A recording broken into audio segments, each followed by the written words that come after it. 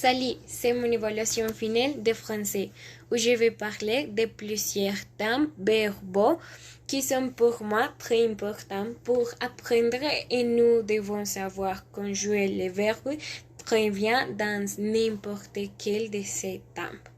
Les thèmes seront expliqués avec plusieurs exemples et aussi en rappelant la célèbre maison d'hiver que nous prendrons de compte plus tard.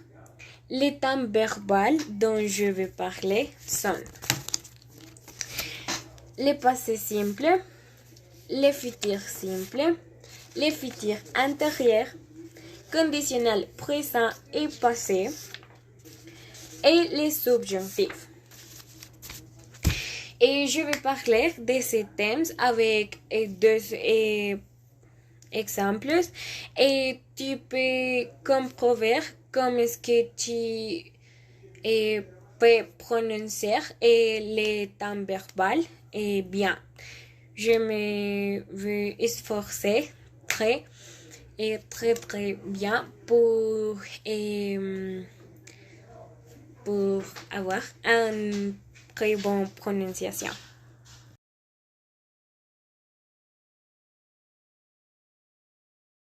Pour faire référence à des actions passées qui n'ont lieu qu'une seule fois ou de manière ponctuelle ou actions qui se produisent consécutivement dans le passé. L'année dernière, je partis en vacances à Brésil. Pendant que je visitais Sao Paulo, j'ai pris beaucoup de photos. Pour conjuguer un verbe en passé simple, il faut supprimer la terminaison de l'infinitif et ajouter les terminaisons correspondantes. Pour les verbes du premier groupe sont AI, AS, A, AME, AT et REN. Pour les verbes du deuxième et troisième groupe sont IS, IT, IME, IT et REN. C'est pour les verbes qui sont régulières. Mais nous avons les verbes avoir et être qui sont irrégulières. Pour les verbes avoir sont eus, eut, eume, eut et euren. Pour les verbes être sont fus, fut, fumer, futé, furen. C'est les terminaisons pour conjuguer un verbe dans passé simple. Et maintenant, nous avons quelques exceptions. Il y a quelques verbes irréguliers comme le verbe venir et tenir qui modifient sa racine dans le passé simple. Et un autre, les verbes qui finissaient dans -er sont ajoutés avant la fin excepté la troisième personne. J'ai mangé.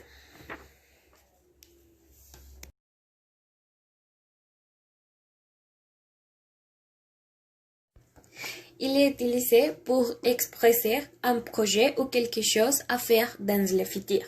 Pour conjuguer un verbe dans le futur, c'est la racine du verbe plus les terminations du futur qui sont AI, AS, A, ONS et Z et UNT. Les racines pour les verbes du premier et deuxième groupe et les verbes entiers. Et pour les verbes du troisième groupe, les racines sont irrégulières. Quelques exceptions. Certains verbes doublent la consonante avant la fin de l'infinitif. Par exemple, je te. Dans certains verbes qui se terminent par rire, la lettre I est supprimée en ajoutant la terminaison. Par exemple, mourir, je mourrai.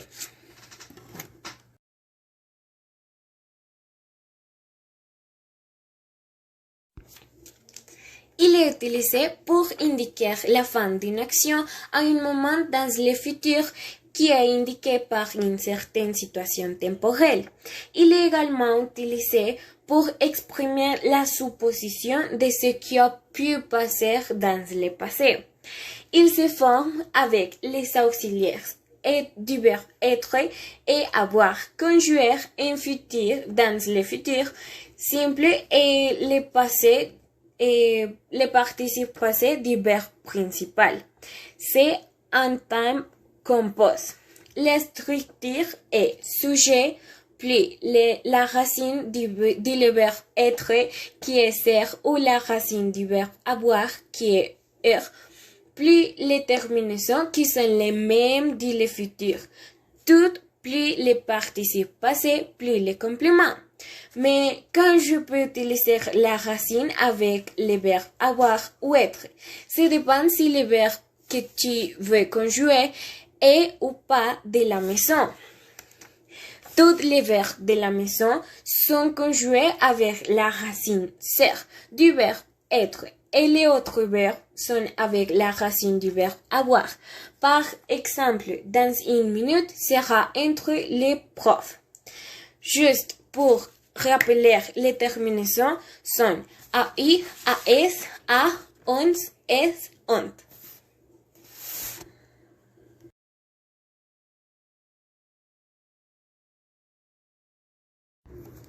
Pour faire ainsi une possibilité ou une hypothèse dans le présent ou dans le futur par le conditionnel présent ou dans le passé par le conditionnel passé. Le conditionnel présent en français se conjugue en utilisant la racine du verbe dans le futur en ajoutant les terminaisons de l'imparfait. Les racines pour les verbes du premier et deuxième groupe sont les verbes entiers et pour les verbes du troisième groupe, la racine est irrégulière selon le verbe change. Nous pouvons utiliser les conditionnels pour formuler une hypothèse, mais cela va avec l'idée de l'imparfait. Par exemple, s'il partait pour les caravanes, il pourrait aller à la plage tous les jours. Le conditionnel présent en français se conjugue en utilisant la racine du verbe dans le futur en ajoutant les terminaisons de l'imparfait, comme je dis. Et les terminaisons sont AUS, AUS, AUT, IONS, IS et AINT. Les verbes avoir et être sont irréguliers. Pour les verbes avoir, c'est et je aurais, tu aurais, il aurait, et nous aurons, vous aurez, il, elle aurait. Et pour verbe être, je serai, tu serais, il, elle, on serait, nous serons, vous serez, il sera. Les conditionnels passés en français se conjuguent avec les conditionnels du verbe avoir ou être et les participes passés du verbe principal. Pour les trois groupes du verbe, tu devras conjuguer les verbes comme je dis dans la règle.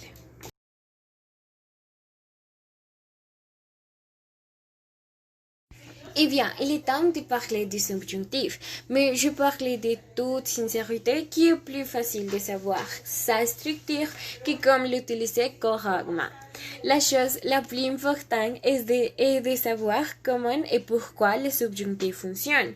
Le subjonctif est un thème que nous utilisons fréquemment dans l'espagnol, mais dans le français, même si elle est également utilisé assez et a beaucoup de remblance d'utilisation. Il y a une structure différente qui rend parfois difficile de l'utiliser et je l'expliquerai simplement. Qu'est-ce que c'est le subjonctif en mode? Et nous parlons de faits certains, soit dans le présent, le passé, l'imparfait. Et c'est en fait moi, comme je parlais, je parlerai, je ai parlé, je suis fait qui se sont passés. Mais dans le subjonctif, c'est la parler de deux actions qui dépendent d'un sujet. Et c'est la façon de vouloir quelque chose à d'autres pas pour soi-même. Vous pouvez utiliser des phrases impersonnelles comme il faut que, il vaut mieux que, et toutes ces phrases ont en commun que parce que le subjonctif est utilisé dans des phrases subordonnées et est utilisé pour expresser une hypothèse, dire, conseil et l'incitation. Alors, ce qui est très important pour former les subjonctifs parce qu'il va après de que. Par exemple, je veux que tu viennes et nous noir et implie des conjonctions que je disais, on peut former les subjonctifs après que, avant que, jusqu'à, enfin que, pour que, en condition saine et avec verbes comme accepter, admirer, aimer, apprécier, d'autres mots les plus utilisés et vouloir soyez. Et avec espérer et décider et aussi. Bien, pour les subjonctifs présents, la terminaison de les personnes. Que je ai, que tu es, que il est, que nous y ons, que vous y êtes, que ils, elles, et un te. Et comme je l'ajoutais les terminaisons, conjuguer les verbes à la troisième personne de la troisième personne. Utiliser sa base en ajoutant la terminaison, celle du subjonctif commun. Et, par exemple, tu aimais, il aimait, nous aimions, vous aimiez, il aimait. Maintenant, dans un exemple, je veux que tu m'aimes pour la vie. Mais les verbes irréguliers changent comme être, avoir et être plus. Maintenant, pour les passés subjonctifs, il n'y a pas tant de différence parce que tient la même idée. Maintenant, un auxiliaire est place devant le verbe en subjonctif et l'auxiliaire est du verbe être, ça paraît à la maison et si pas avec avoir.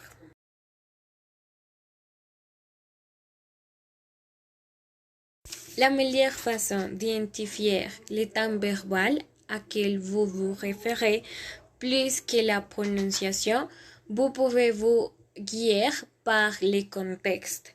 Vous ne devez jamais oublier qu'il y a des verbes qui ont des époques verbales différentes vont être prononcés de la même manière.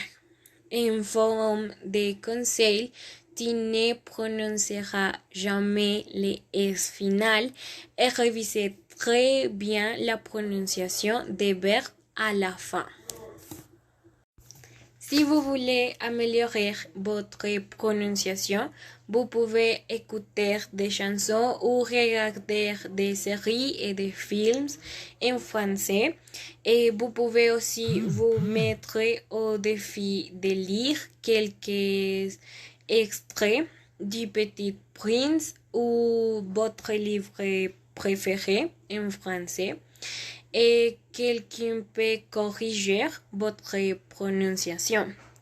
Cherchez des sujets qui vous plaisent et lisez des articles en français. Vous ne devez jamais oublier l'importance de la scène nasale dans les terminaisons de la plupart des verbes et des mots et toujours. Aider de votre dictionnaire. La meilleure façon d'apprendre le vocabulaire est de consulter un dictionnaire si vous n'avez pas à portée de main.